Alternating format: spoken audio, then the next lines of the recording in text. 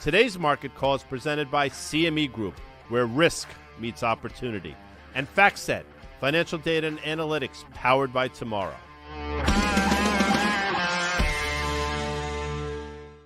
A fine afternoon, folks. Swizzle here with the great Dan Nathan, soon to be joined by Carter Worth. He, of course, of Worth Charting for this 1 p.m. market call late February. In the aftermath of, I guess, Fed minutes yesterday, we have a market that's actually seemingly, well, not seemingly, nothing seemingly about it. It's on the move, Dan Nathan. Well, it's interesting that yesterday we did not have a dramatic move one way or the other, as it relates to the response that we got from markets as it related to the whatever you want to call it, the minutes here. Guy, you and I were talking this morning, and I think the comment that we made right out of the gate was that when you're looking at Palantir and filling in that gap, especially after yesterday's close, maybe they can pull up a 2-day chart. I know Carter's going to kind of get into this when we get it. And, Walmart was kind of an interesting one. You're talking about companies that had, a lot of enthusiasm, at least around the stories, and then, reflected in the stock market. I mean, I think to take out that sort of market cap from 125 to 102, you know what I mean, in about 10 hours or 12 hours, whatever the hell you want to do, it's just pretty fascinating, because 24 hours ago, Guy, we were talking about this as a $300 billion market cap. So I just think some of the sentiment coming out of some of these names is a really important thing. I guess the real test will be, does it follow through? Does Friday become one of those kind of weird, scary Fridays into Monday? And you could say that some of the stuff that's going on in and around this market world that we live in is not particularly too great. It just seems like there's a lot of chaos here, and a lot of that stuff could easily affect, your investments. I think that's fair to say. No doubt. And if we go a little farther out, and farther is distance as opposed to further, and you further a conversation, you'll see that we created a little bit of a gap to the upside, and now today potentially creating a little bit of a gap to the downside, which again, potentially could create this little island reversal. By the way, we saw a huge volume day yesterday in Palantir. Just something to keep in mind. We put up a poll, by the way. I don't know if we can put it up here or not. If we can't, Amanda, I am sorry. But to the extent that you folks can find the poll, we're looking for, obviously, responses to said poll, because it helps us to do what, Dan? To get better. Isn't that what we're trying to do here? Yeah, so there's a survey. Go look in the chat that you are looking at this video in, and there is, or up in the show description, it's pinned up there. But we have just literally 4 answers for you, or 4 questions for you to answer. How's that? And it's really about how we're thinking about trade ideas within the market call. So your feedback would be welcomed. Guy, we're looking at the market. Let's look at the E-mini futures, the S&P 500. And this is one where, if you're just going to look around here and you look at the banks, we're going to spend some time on there, and you look at some of the performance there. If you look at, some of the Mag 7 not trading particularly well, software is not trading particularly well. A big retailer is not. How is this? How is the S&P 500? How are the E-minis only down 74 basis points right now? Not only that, I agree with you, number one. Number two, how is the VIX still below 16? So there are a lot of things, and against the backdrop, obviously, of a Dow that's getting whacked today on the back of a handful of names. I get it. But to your point, S&P is only down 80 basis points. It's pretty remarkable, given we basically made an all-time high earlier this week. It speaks to the resilience of the market. And all those things you mentioned, I'll say it again, the fact that the VIX is still somewhat tame here is either very good or very bad. I haven't been able to figure it out. It's like that scene in Jaws. He's either very smart or very dumb. That was Quint, by the way. So there's your chart, and there's the VIX. I mean, we've been flatlining here for a while. We've had a couple of episodes along the way. Some times where it peaked above 20 and quickly came back. Again, I'll say it, I think we're sort of on the cusp, or should be, given everything that's going on in the world, of having another one of those types of volatility moves. Now, the question is, I don't think it isn't whether we have one, because I do think we're about to. It's how long we stay in the midst of one that I think the market has to come to grips with. Well, like we said yesterday and the day before, that futures chart right there in the S&P looks pretty good. I mean, it's just consolidating. It's barely lower here. When you think about where the dollars come back, think of where crude oil is. think about sorry about that. You think about the 10-year yield and you say to yourself, these are all conditions that are probably stock market friendly, right? And so once we get by some of these big earnings, and a lot of folks, we were just on the Fast Money call, Karen, who's long Walmart, she said she was long, and I'm not doxing her positions last night. She's like, this was a good quarter. It was good guidance. And my response is like, it didn't really matter as long as the results and the guidance weren't much better than expected. There's no way that stock could continue to go higher. So let's pull up that chart for a second, guy, because I think that's one of the main stories today. And it really speaks to what we just talked about.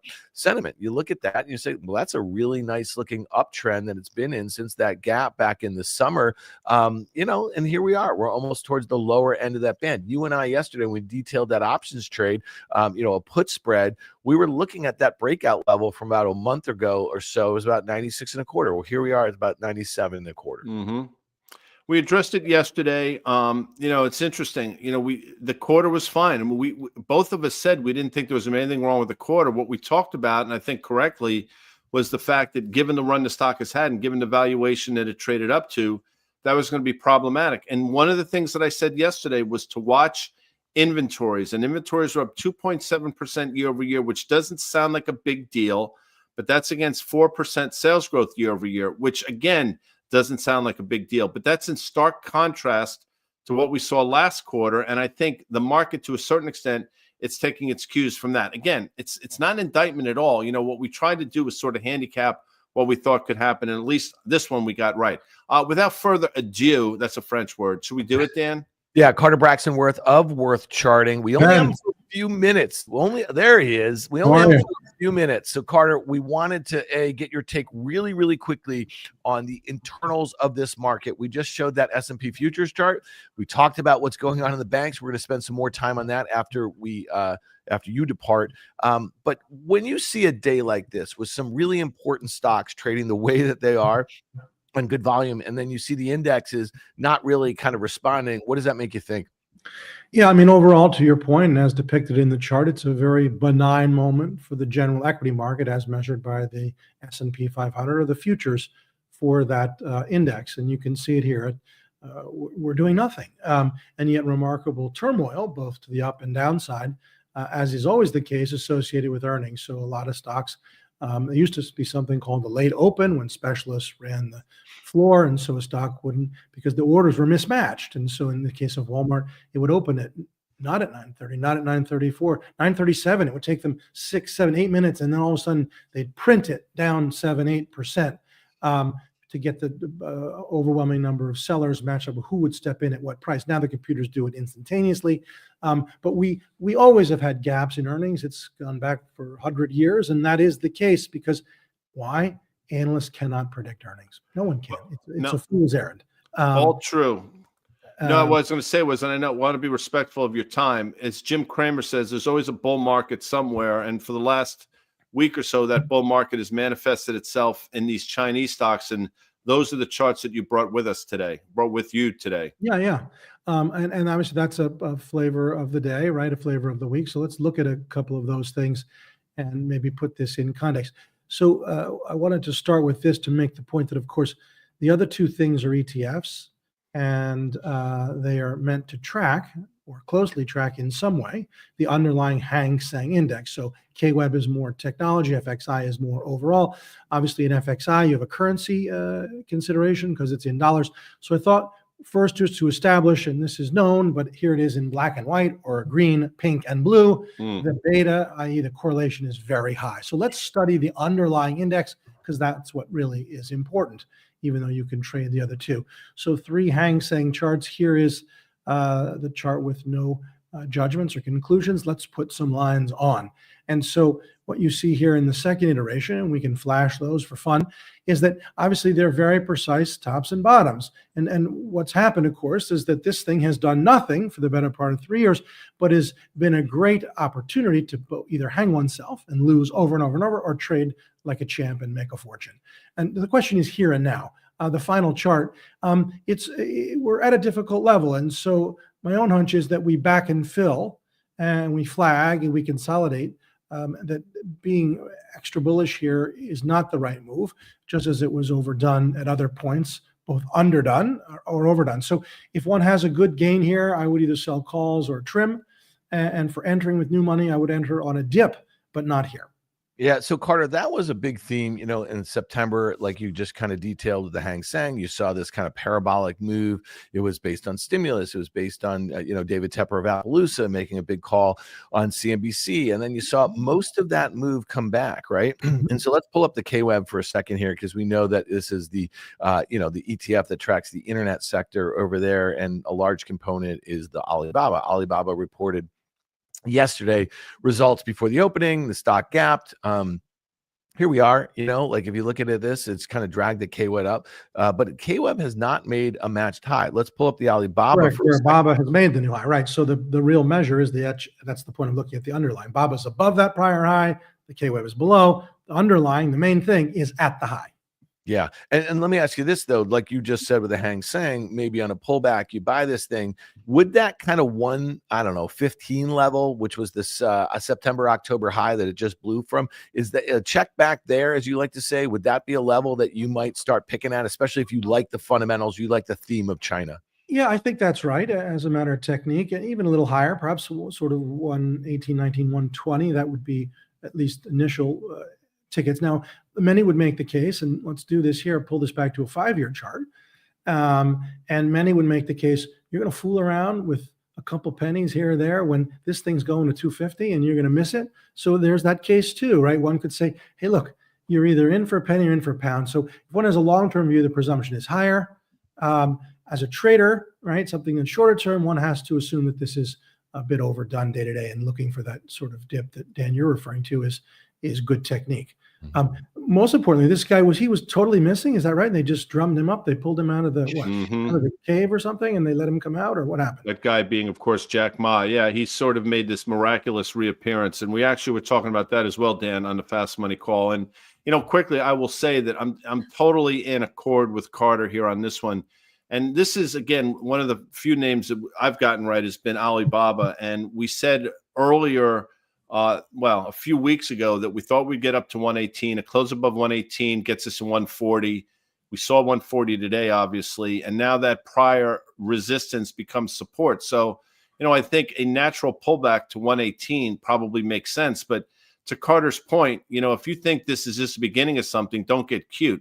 But if you want to trade around it, like I do think there's a reasonable chance, Dan, you get it back around the 118 level. Yeah, I agree. I mean, listen, there's a couple of things that happened this week. Prior to the earnings announcement, you had this, I guess it was an announcement that Apple is going to be using Baidu, some of their infrastructure, some of their technology, models with Alibaba. So that got this thing going. We have a question about Baidu, which is, it's an internet search engine there in China. They also have a cloud business. They're also working on their own large language models. And if you look at this thing, it's kind of stuck here. It had that kind of big move when this Chinese trade started working about a month ago or so. It's kind of contending with that moving average. Carter, thoughts here, and maybe they can pull that out to a 5-year. It's not going to be just Alibaba, what I mean, that kind of runs on this sort of thing. I mean, Tencent was the big winner before Baba. Now Baba playing catch up. So the question is always this: do you, in a group move, a bunch of chemical companies that are very similar, or steel companies, do you find a laggard and make the bet that it will then play catch up, and that's where alpha is, or prospective alpha is to be found? Or is the laggard lagging because something's idiosyncratic and wrong? And either thesis, both theses are well promoted and believed in throughout time. My hunch here is that Baidu is not the thing to do. That it's tempting, but I would look elsewhere. Yeah, listen, I'll second that. And I'll say that the fact that you go back to October of 2022, I think the stock bottomed out around 77 or so. You can draw that horizontal line. I mean, you had the one bounce, obviously, but there's been no meaningful bounce here at all, Dan. I mean, this does not trade well in an environment where it should be trading a lot better. So yeah, I would suggest, sort of a wait and see approach on this one. I don't think you're going to miss it. Like, there's a reasonable chance, especially if Baba pulls back a little bit, that you can get Baidu below 80, and then we'll have a conversation. Yeah, and again, I think what Carter just said though is like, the whole idea of getting too cute or this and that, whatever. If you can make a decent case other than just the technicals, why this thing could rally to 150. I mean, to me, I just think that, maybe the Apple announcement, that maybe there's some other stuff, maybe China really catches some legs with some kind of consumer-based fiscal stimulus or something like that. It just seems like a really low risk one. But here's the thing, guy. Come back on Tuesday for the market call. We'll detail an options trade and how to play that. How's that as a little teaser? Carter Braxton Worth, Wow. we told you we're going to get you out by 115. All right, man. We really appreciate it, man. Good to catch up. Okay, right. So much. I mean, guy, Carter's you and I, got little facial hair going there. yeah, he's the man. We can go back and I think there's going to be, to your point, there's going to be plenty of time to talk about the Chinese internet names. I like the idea of playing laggards a little bit. So that one might be okay. The sentiment might be a little too bad. Talk to me. What's going on with the banks, guy? Because you and I were talking about tech stocks and retail stocks right after the opening.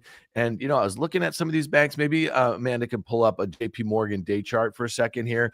I think it accelerated to the downside at some point after you and I had our first chat of the day. This is interesting stuff. I think so. I mean, Goldman Sachs is going to look very similar. It actually might look a little bit worse, but something's going on. So what do I think's happening here? First of all, I think for many of these names, JP Morgan specifically, it just got way ahead of itself in terms of its different metrics that I look at, number one. Number two, I think the optimism around banks is way overdone. I mean, it seems to be consensus this year that banks are going to win in the environment that we find ourselves in. Less regulation, more M&A, a favorable yield curve, all those, the Fed's at their back, all those different things. They all might be true. I actually think they're more than priced into the name. And when the Fed yesterday said that their balance sheet reduction was going to sort of be put on hold, and I'm paraphrasing, when I saw that, the knee jerk, by the way, was to take the market higher, which I totally understand. But then I started thinking about it. I'm like, you know what? Why? They haven't really even done that much damage to the balance sheet. It's not like they've made that much of a dent in it. Why do they think they can't continue? Like, what do they see that the rest of us don't see? And maybe there's something concerning out there. And I'm not suggesting the banks are trading on the back of that, but I do think that's sort of out there in the ether as well. So all those things put together, and you have a bit of a sell-off in the banks, which to me makes a lot of sense just in terms of the moves that we've seen over the last month and a half, 2 months. Yeah, I guess for me is like, I don't really care about the why, you know what I mean? I care about what's happening right here. Like it's just, when you go to your FactSet machine and you look at the news, for a name like this, and you can't find anything, and you see the price action like this, those are the sorts of things that has to get your antennas up a little bit, right? When you're thinking about price action in the market. And it goes back to how we started this thing. We're down 80 basis points in the S&P 500. Well, let's say the banks don't rally. Let's say that maybe Amanda can flash up the sectors again. If we have lots of these other names kind of join the party, right now Microsoft's up 1%. Maybe that's a flight to quality a little bit. Apple up a little bit, but energy here, pharmaceuticals, real estate. I mean, those are things I would not I wouldn't see that as particularly bullish. So thoughts, guy, on any of these sectors? If we I agree with that. So put up a KBW real quick, because excuse me, I agree with what you're saying. And if you look at this, we put a chart and you'll see the KBW traded up to, pretty interesting level and seemingly running out of steam. And we had drawn that horizontal line a few times. That uptrend is obviously still intact. I think both of us thought you could trade down to that uptrend. It probably comes in around 132-ish or so. If it were to break, I think a natural level would be the 200-day moving average, which on time decay is probably going to be about 120. Do we get back down to the August lows? Not the first time, but I think it's reasonable to suggest we're going to test the trend line, see what happens there, a break of that, and you're staring 120 in the face, Dan. Yeah, before we move on to some of these meme stocks, guy, let's pull up, Amanda made a graphic here about Walmart warning wax retail. If you saw what she did there, a lot of W's. Iteration. Yeah. So just be kind of, I mean, listen, I'm surprised Walmart's not down more on the opening this morning, or actually pre-opening. I saw it down maybe as 96 or something like that. It was down nearly, 9% or something like that. If you look at just kind of the knock-on effect, Tim Seymour said something smart on our Fast Money call just a bit ago. And don't say that I'm surprised that he said something smart. He often I didn't say anything. I didn't even. blinked my eyes. Yeah, I'm just saying the blank look on your face was kind of intimating that to me. But he said what is good for Walmart is bad for Dollar Tree, and apparently what's bad for Walmart is also bad for Dollar Tree. These are names that you've been tracking, DG and Dollar Tree. I mean, this is not good price action from this space. No, and look, again, we addressed Walmart yesterday, so we talked about that and the reasons why, I thought at least, and then the other names like Dollar Gens and Dollar Trees. I mean, we've been talking about those seemingly for the last couple of years, and it really started when the CFO, I think, of Dollar Gen talked about how they were seeing a trade down from the dollar stores, which historically doesn't happen. Typically, you trade down to the dollar stores, and ever since then, if you go longer term chart, I mean, Amanda, if you want to sort of broaden this out, you'll see exactly what I'm talking about. It is remarkable how poorly these names have traded against a broader market that's been doing exceptionally well in a backdrop where one would have thought these names would do really, really well. So it obviously speaks to something going on. And, Walmart wasn't necessarily about the quarter. I just think it's a stock that got ahead of itself. But you want to throw up a Home Depot, which, by the way, reports next week. Here is a name that, I thought, by the way, full disclosure, I think a week and a half or 2 weeks ago, I thought we were going to blow through those prior top. If you go longer term, you'll see what I was looking at. It obviously didn't happen. Now, here we are approaching the 200-day moving average. I mean, the fact that we traded up there and seemingly stalled out is a little concerning. Now, a lot can change on the back of earnings, but man, oh man, you are right at a critical level here in Home Depot. And for a lot of people, Home Depot is a huge tell on what's going on. Yeah, no doubt. And there's a uptrend that could be drawn there that kind of matches up a little bit with that 200-day moving average. So that's one from a technical standpoint prior to earnings is interesting. We'll take a look at that next week. Guy, let's go to the call of the day. Love this.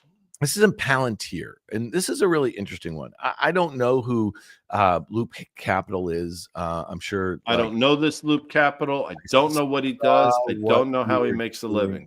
I don't know this Merle. Okay.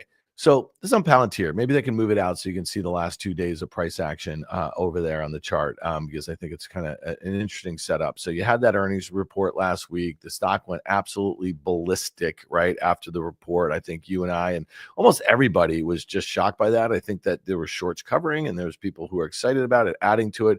That's not how I play the game. But Loop Capital, they slap a buy rating today on the Palantir, $141 price target, implies 40% upside. But here's the thing that I'd like you to opine on.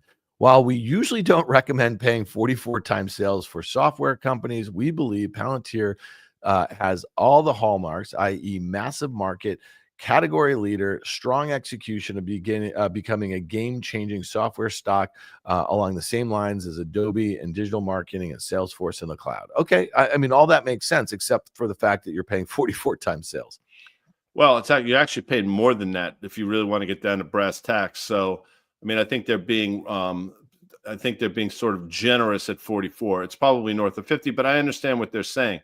It's never different this time. I mean, Palantir is a great company. We've talked about it. I mean, I was very bullish on this company years ago when nobody's really talking about it. And in our world, if you're early, you're wrong. And so once again, that proved me wrong. But the same thing that Mr. Karp is talking about now, he was saying the same shit 5 and 6 years. I mean, literally the same stuff. Now, what should be concerning for people, I think, is back in the day, Palantir was very heavy government contracts. Now, they moved away from that to an extent. They got into more mid-sized and small businesses, which is good for their mix.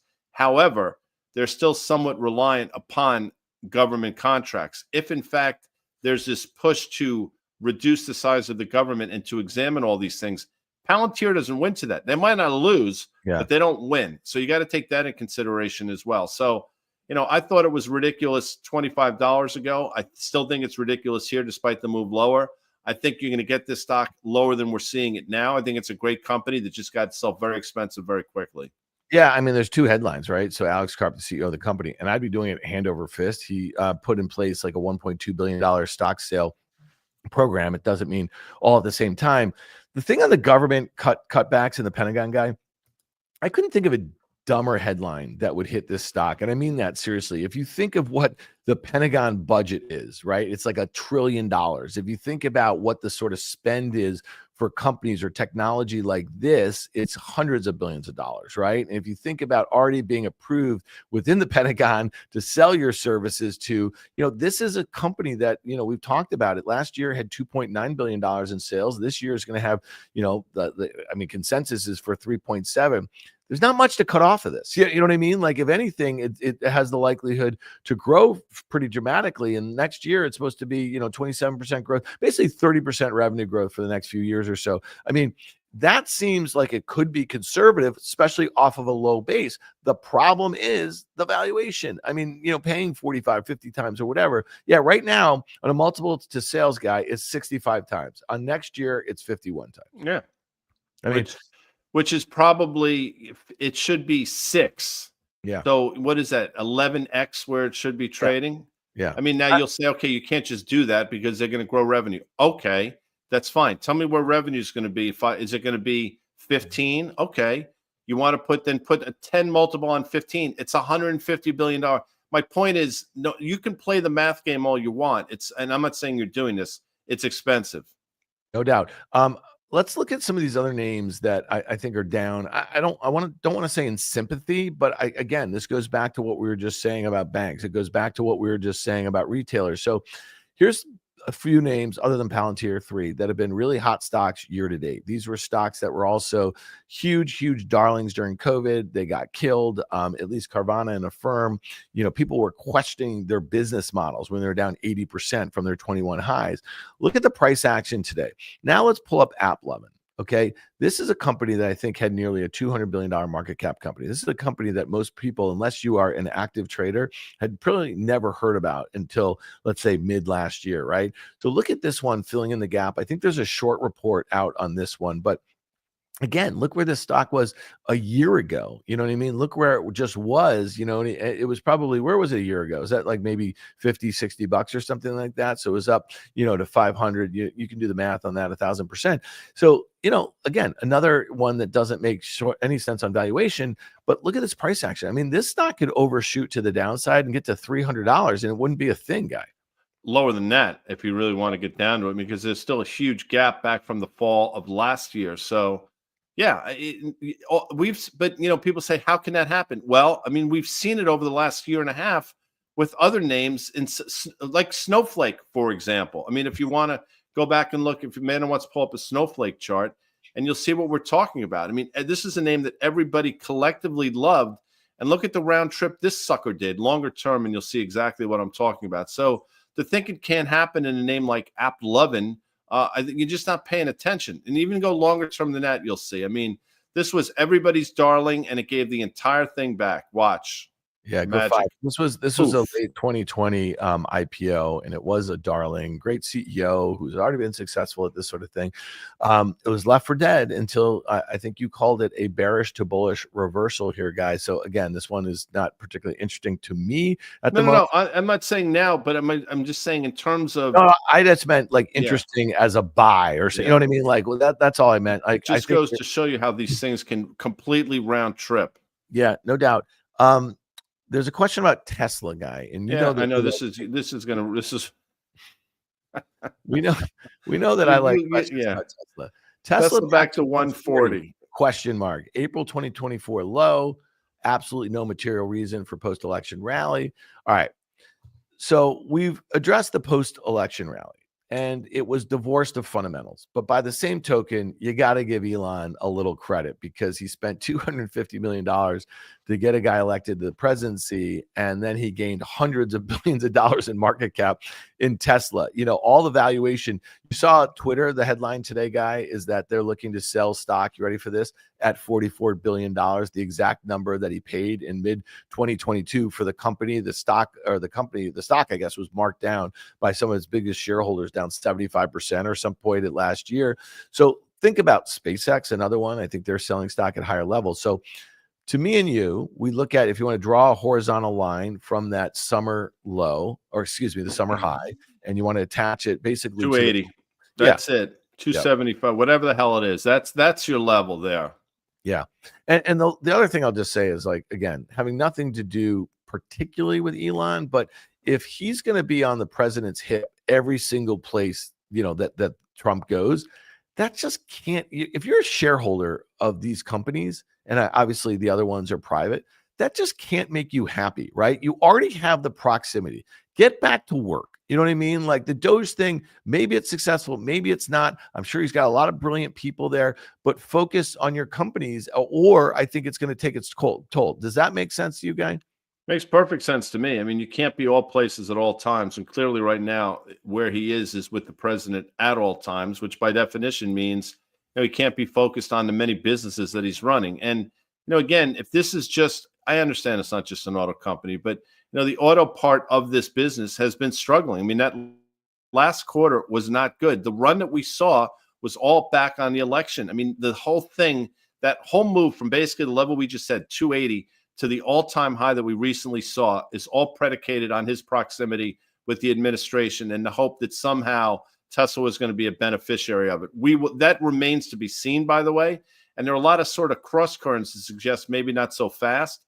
I think that 275, 280 level makes a lot of sense. So I don't know about 140. It's got to get to 280 first, but 280 to me is definitely in the crosshairs, Dan. Well, your point about the auto business, it is bad. We know that. It's been bad for 2.5 years. They are in a huge price war. They have a car or a couple cars, that the Model Y and the Model 3, that are much more expensive to a lot of their competition. We know that there's risks to the EV credits that make those cars mildly affordable here in the US for what they are. And there's probably a couple other things going on there. But if you're buying this thing for full self-driving, robotics, robotaxi, well, those are way off in the offing. And so again, if you have the sort of performance that we saw late last year, it's discounting a lot of that. And so again, I think that there was another big thing that happened this week, guy. So BYD, which is the market share leader in China, they're starting to sell cars, EVs outside of China. They made the decision that they're going to throw in their full self-driving for free. A big part of the Tesla story was that they sell for full self-driving for $10,000. You create this recurring sort of revenue stream, right? If you get people to use it. So, and the deregulation was a big part of that, right? So they could kind of push. So I think that's also one of the pillars. So again, having very little to do with Elon Musk, other than the rally that we saw late last year, the fundamentals of this company are not good. Agreed.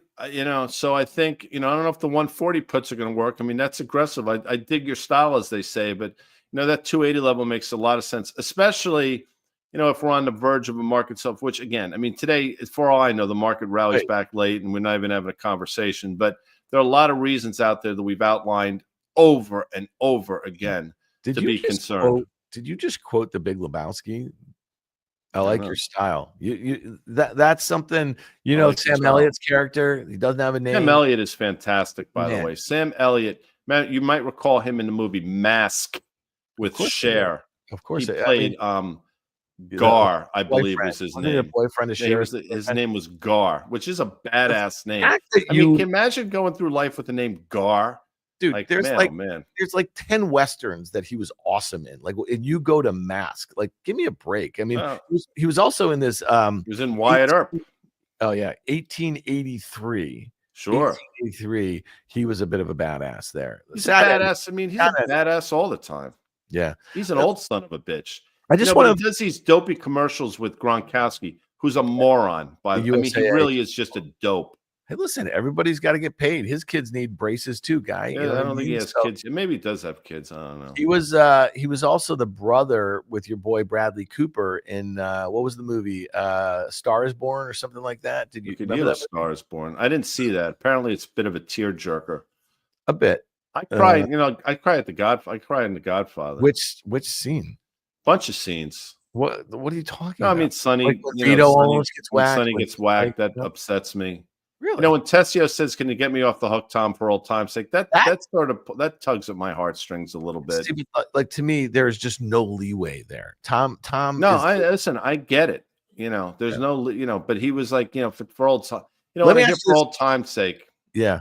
All right. So let me ask you this: if you're, Tessio's an old, at that point. But if you're like, he's old.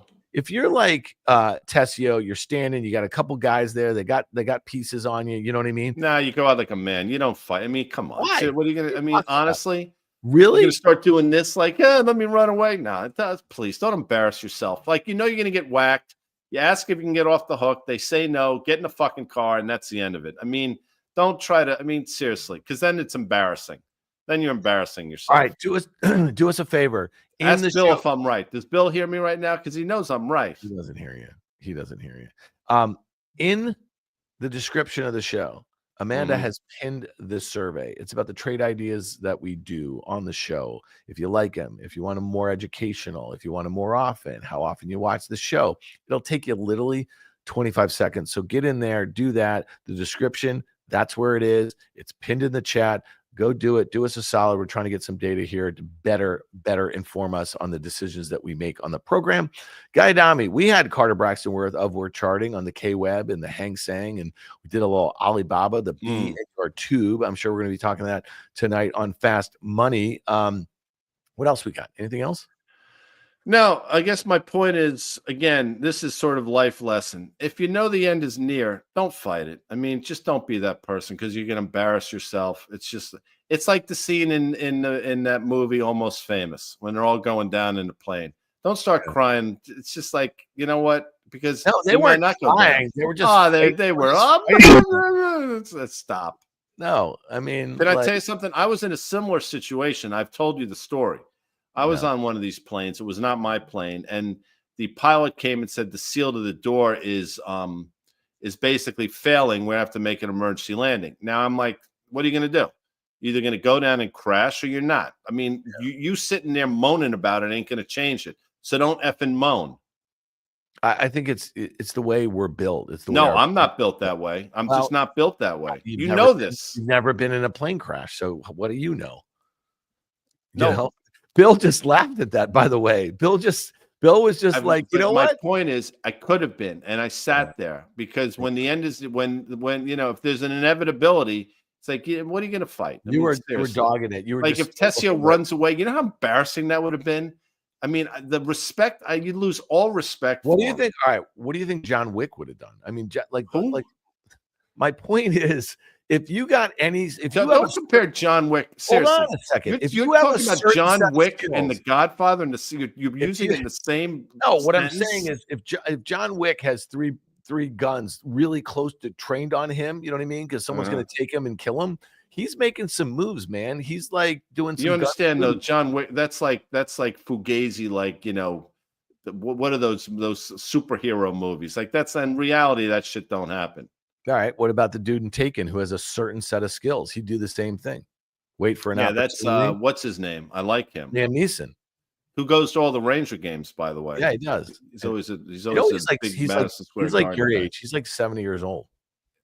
Yeah. His wife passed away, ski accident, Natasha Richardson, I believe. Very, very sad. Sad. Very sad. No, but I mean, I've got to go. Who's this saying? It's Amanda's. Yeah, she says it. Amanda's saying got to go. All right. Amanda knows I'm right. And tell whatchamaface to be funny tonight, Bill. Bill, we'll see about that.